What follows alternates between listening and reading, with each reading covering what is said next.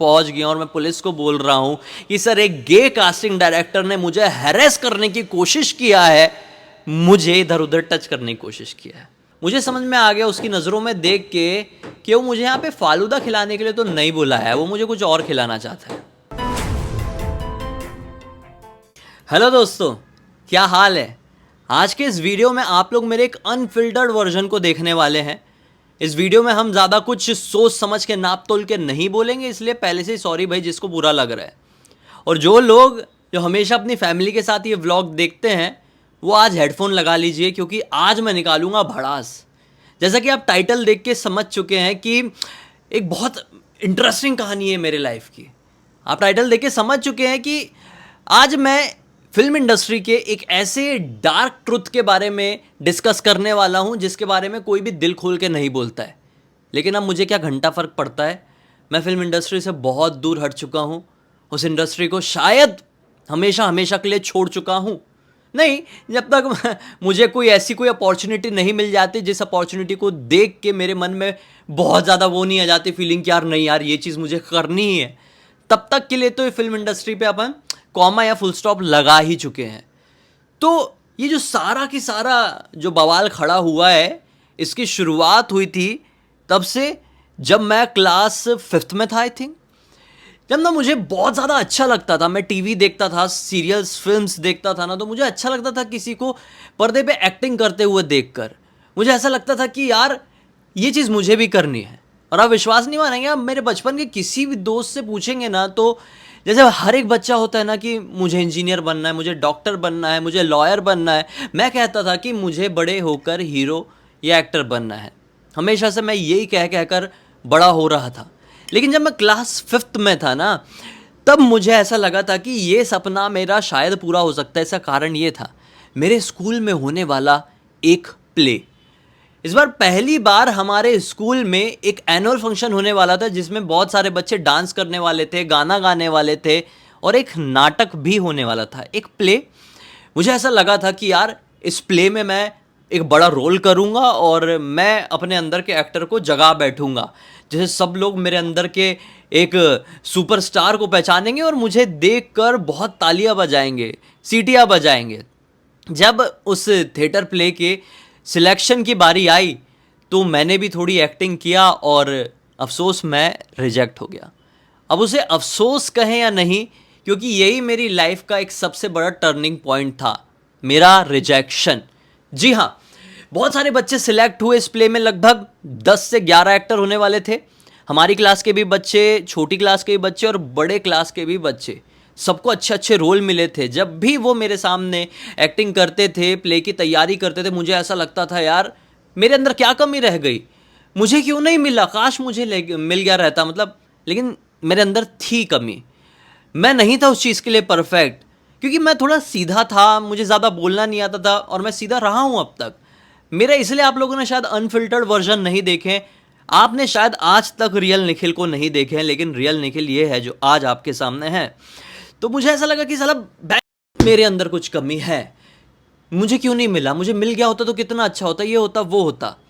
और जिस दिन वो लिटरली थिएटर प्ले हुआ तो सब लोगों ने बहुत सीटी बजाए, बहुत तालियां बजाए और उस थिएटर प्ले को हमारे शहर में बहुत ज़्यादा वो भी किया गया, सराहा गया कि कितना अच्छा प्ले किया गया था, कितनी अच्छी एक्टिंग की गई थी। मुझे ऐसा लगा कि आज ठीक है मैं नहीं था, लेकिन कल मैं एक ऐसी जगह पर होऊंगा कि पूरे शहर से निकला हुआ एक अकेला हीरो मैं माना जाऊंगा। उस दिन से मैं ताबड़तोड़ कोशिश में लग गया, जद्दोजहद में लग गया और धीरे धीरे करके साल दर साल बीतते चले गए। लेकिन अब तक कुछ बड़ा काम नहीं मिलने वाला था, क्योंकि ऑब्वियसली मैं एक मध्य प्रदेश के छोटे से शहर में रहता था। फिर फाइनली मैं इंजीनियरिंग करने के लिए मध्य प्रदेश के एक सबसे बड़े शहर भोपाल में आ गया और वहाँ पर इंजीनियरिंग करते करते मैंने मॉडलिंग का रास्ता अपनाया। और फिर मैं क्या, अपने शहर का क्या, इन द सेंस मैं एक भोपाल का काफ़ी फेमस पर्सन बन गया, क्योंकि जिस समय मैं वहाँ पर था, मतलब हर हफ्ते मेरी फ़ोटो न्यूज़पेपर में आ जाती थी, कुछ ना कुछ मॉडलिंग से रिलेटेड काम में, किसी भी चीज़ में फ़ोटो वगैरह आ जाती थी। तो वहाँ पे जो भी लोग थे उनकी नज़र में मैं आने लगा। जो इंडस्ट्री से जुड़े हुए लोग थे, मॉडलिंग इंडस्ट्री से, एक्टिंग इंडस्ट्री से जुड़े हुए लोग भोपाल में बहुत हैं। वो लोग मुझसे कहने लगे कि भाई नहीं, ये जगह तेरे लिए नहीं है, तुझे मुंबई जाना चाहिए, तुझे वहाँ पर फिल्म इंडस्ट्री में ट्राई करना चाहिए। और फिर मुझे मेरी बचपन की चीज़ें याद आई जब मैं क्लास 5th में था और मैं थिएटर प्ले से रिजेक्ट हुआ था। अब मुझे इतने बड़े शहर के लोग कह रहे थे, मेरे अंदर वो वाली आग वापस से जाग गई और मैं लग गया बस कि मुझे मुंबई पहुंचना है। मुंबई जब मैं आया ये सोचकर कि पूरा मुंबई मेरा इंतज़ार कर रहा होगा कि आइए निखिल सुपरस्टार जी, हम आपका ही इंतज़ार कर रहे थे। बड़े बड़े फिल्म वाले यशराज जैसे प्रोडक्शन के बस मुझे साइन करने के लिए ही बैठे हुए हैं। मैं इस उम्मीद से जब यहाँ पर आया तो देखा यार यहाँ पे तो बहुत भीड़ है, बहुत टैलेंट भरा पड़ा है, बहुत मतलब एक से बढ़ के एक लोग हैं यहाँ पे। तो इनफैक्ट ऑडिशन भी दे रहे थे लोग। जब मैं पहली बार आकर देखा तो 50-50 लोगों के सामने मेरी तो हवा टाइट हो गई। और हर एक बंदा एक दूसरे बंदे से अच्छा ऑडिशन दे रहा था, दिखने में अच्छा था, हाइट हेल्थ अच्छी थी, बॉडी अच्छी थी। मतलब ये क्या कर दिया मैंने। वैसे मुंबई आने से पहले ना मुझे भोपाल में एक बाबा मिला था, आपको सुनकर बड़ा अजीब लगेगा। उसने बोला था बेटा जाना है मुंबई तो जा, जा बिंदास जा, लेकिन तुझे क्यों जाना है। मैंने बोला बचपन का सपना है, हीरो बनने जाना है। बाबा फिर से कहता है जाना है तो जा, लेकिन तू हीरो कभी नहीं बन पाएगा। मैं बोला अच्छा, मैं हीरो नहीं बन पाऊँगा, पूरे शहर का हीरो, मैं भोपाल का इतना फेमस इंसान जहाँ पर मेरी हर हफ्ते न्यूज़पेपर में फ़ोटो छपती है, मुझे इतने अच्छे वे में लोग जानते हैं, मुझे काम नहीं मिलेगा, मैं हीरो नहीं बन पाऊँगा। वह बोलते नहीं बेटा काम तो मिल जाएगा, शोहरत कमा लेगा, प्रॉपर्टी बना लेगा, पैसे कमा लेगा, लेकिन हीरो नहीं बन पाएगा। अब मेरे अंदर तो वो ईगो वाली बात आ गई, क्योंकि लाइफ में कोई चीज़ आए ना आए, जो चीज़ आपको चाहिए उस चीज़ को लेकर अगर कोई बोल दे कि ये तुझे नहीं मिल सकती तो आपके तन बदन में आग लग जाती है। वंचित मेरे तन बदन में भी लग गई आग कि ऐसे कैसे मुझे नहीं मिलेगा, ये बाबा है कौन, ढोंगी बाबा है क्या। मैं ये समझ के अब मुंबई आ गया और मुंबई में मैंने देखा कि भयंकर स्ट्रगल है। 2014 की एंडिंग का टाइम था ये वो। तो बहुत ऑडिशंस दिया, बहुत घूमा फिरा, बहुत धक्के खाया, बहुत स्ट्रगल देखा और 1 साल बीत गए। इन 1 साल में ना जाने कैसे कैसे लोगों से मेरा सामना हुआ। एक कास्टिंग डायरेक्टर मुझे मिला। हमेशा लोग यहाँ पर कहते थे जब हम लोग ऑडिशन में जाते थे, ऐसी दोस्ती यारी हो जाती है ना बाहर से आए हुए लड़कों की, वो तो बहुत सारे लड़के कहते थे कि भाई यहाँ पर बहुत ऐसे कास्टिंग डायरेक्टर्स हैं जो कास्टिंग काउच पे ज़्यादा मानते हैं। यहाँ पर तू कैसा दिखता है, कैसा एक्टिंग करता है, तेरी किस्मत कैसी है, ये मायने नहीं रखता है, मायने ये रखता है कि तू कास्टिंग काउच करने के लिए रेडी है भी या नहीं। मैंने लगा कास्टिंग काउच, हाँ मैं जानता हूँ उसके बारे में, लेकिन ये तो लड़कियों के साथ होता है ना। तो कुछ लड़के बताने लगे भाई हम यहाँ पर 8 साल से 9 साल से हम देख रहे हैं कि कास्टिंग काउच सिर्फ लड़कियों के साथ नहीं होता, लड़कों के साथ भी होता है। और कुछ गे कास्टिंग डायरेक्टर्स ऐसे हैं जो हर वक्त मुंह फाड़े लार टपकाते हुए घूमते रहते हैं कि उन्हें कोई जवान लड़का एज अ बॉयफ्रेंड मिल जाए और वो उनके साथ हाथ में हाथ पकड़ के जूहू बीच घूम सके, मूवी देखने जा सके, डिनर नाइट कर सके और दुनिया भर की चीज़ें ब्ला ब्ला ब्ला। मैंने बोला इसकी ऐसी तैसी ऐसा भी होता है, नहीं ऐसा नहीं हो सकता। बोले ऐसा होता है, कुछ कास्टिंग डायरेक्टर्स का नाम बताए, बड़े बड़े सीरियल्स के कास्टिंग डायरेक्टर। मतलब क्या बात कर रहे हैं, वो तो 50-55 साल का है। तो लड़के बोलते हैं कि नहीं भाई उससे क्या होता है, ये होता है।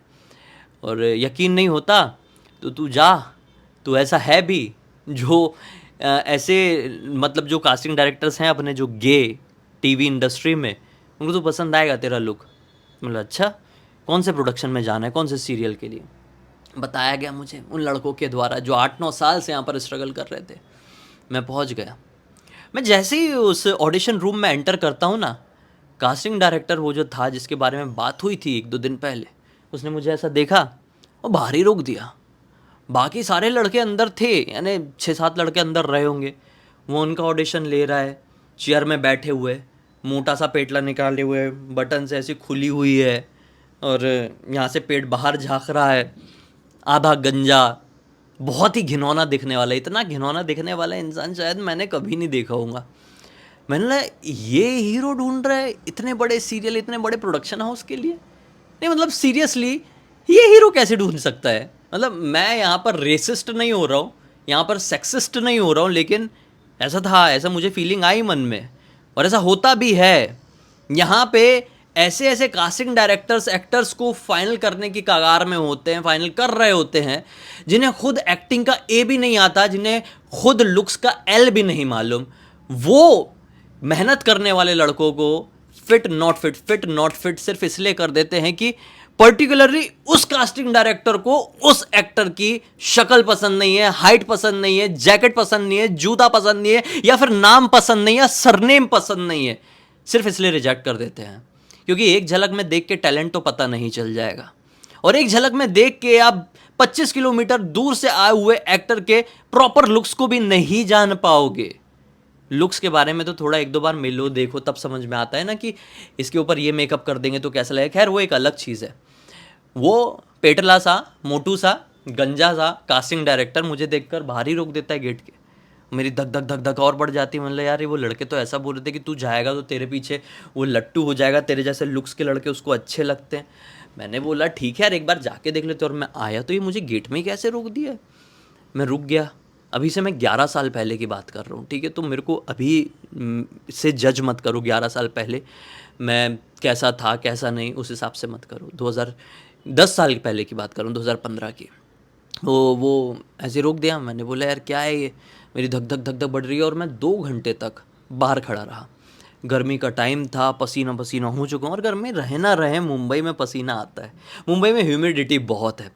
तो जो भी मैं तैयार वैयार होके आया था, टी शर्ट जैकेट जो पहना हुआ था, उसमें मेरी हालत ख़राब हो चुकी है, और मुझे मेरे ही अंदर से स्मेल आ रही है, और मैं खुद को कोस रहा हूँ कि क्या कर रहा हूँ मैं।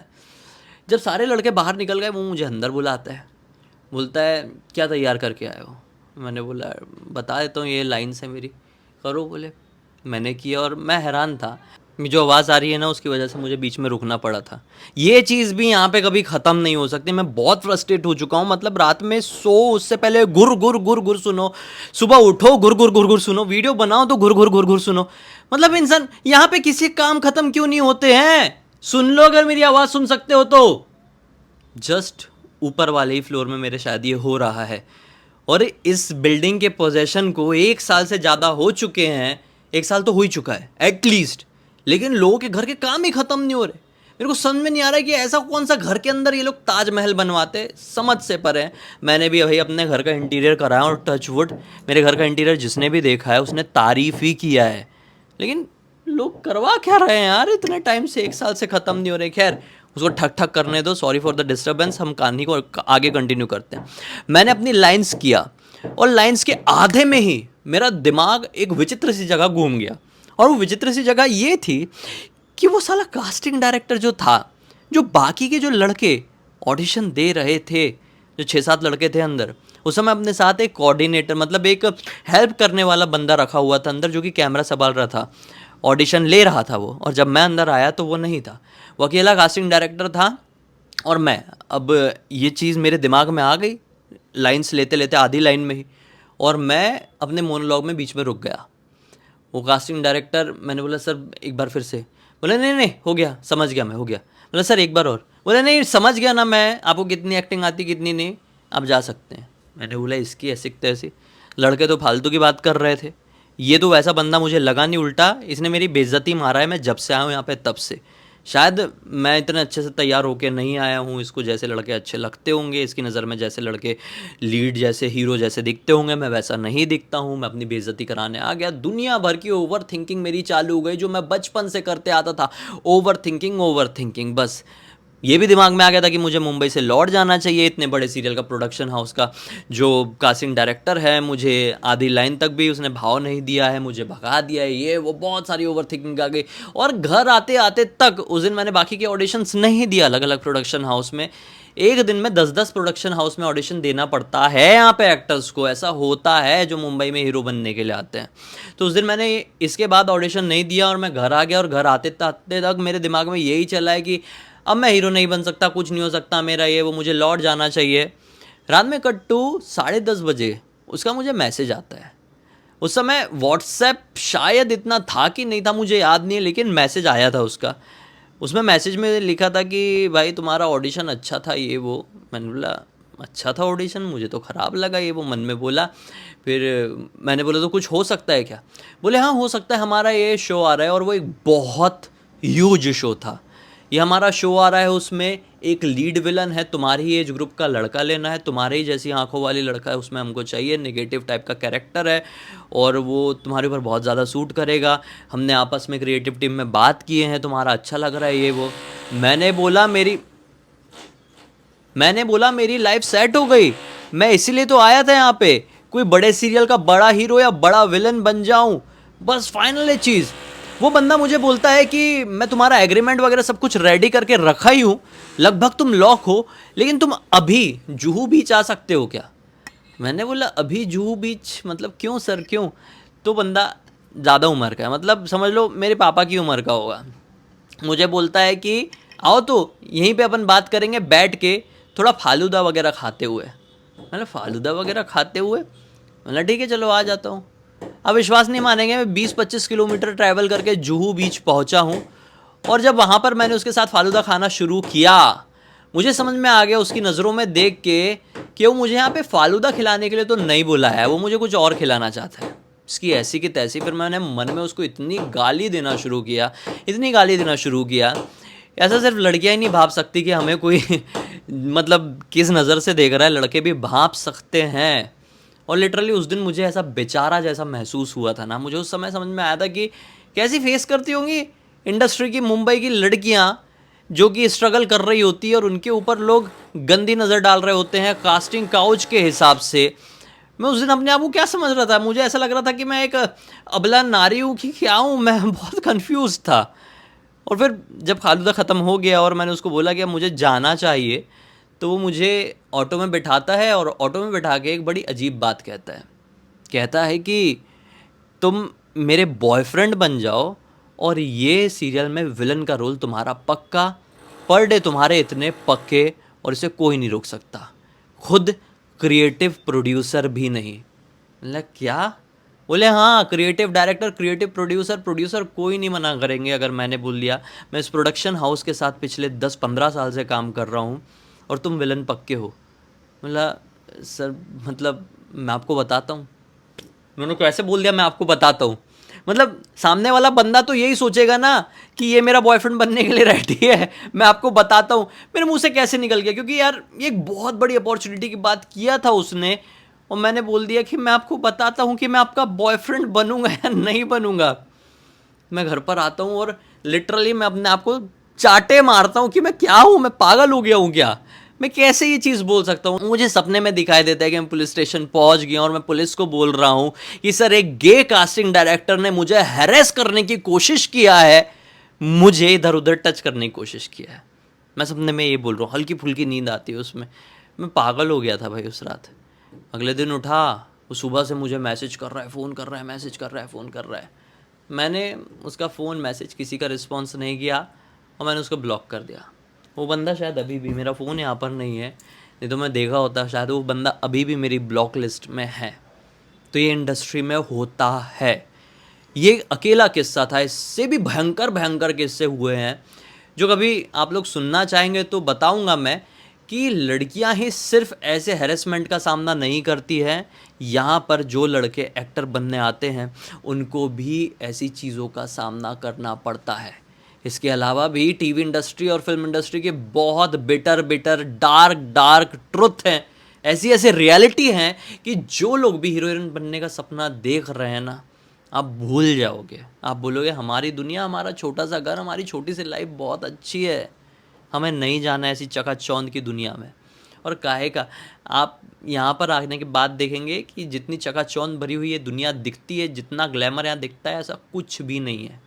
यहाँ पे सिर्फ और सिर्फ घिनौनापन है, यहाँ पे सिर्फ और सिर्फ डार्कनेस है, यहाँ पे सिर्फ और सिर्फ डिप्रेशन है और कुछ नहीं। इसके बारे में भी हम कभी और बात करेंगे अगर आप लोग सुनना चाहते हैं तो। अगर आप लोगों को ऐसे मेरे अनफिल्टर्ड वर्जन अच्छे लग रहे हैं तो कमेंट सेक्शन में ज़रूर बताइए। मैं जिया ऐसे वीडियोस लेकर आते रहेंगे अलग अलग स्टोरीज़ को लेकर। अगर आप लोग कुछ और भी सुनना चाहते हैं तो वो भी कमेंट में बताइए। बाकी हम कल फिर से मिलते हैं। पहली बार देखना तो सब्सक्राइब कर देना और इंस्टाग्राम में भी जुड़ जाना। कुछ बातचीत हो तो कमेंट सेक्शन में या फिर डायरेक्टली डीएम में भी हम कर सकते हैं। चलिए कल फिर से मिलते हैं, तब तक के लिए बहुत बहुत धन्यवाद। Bye bye.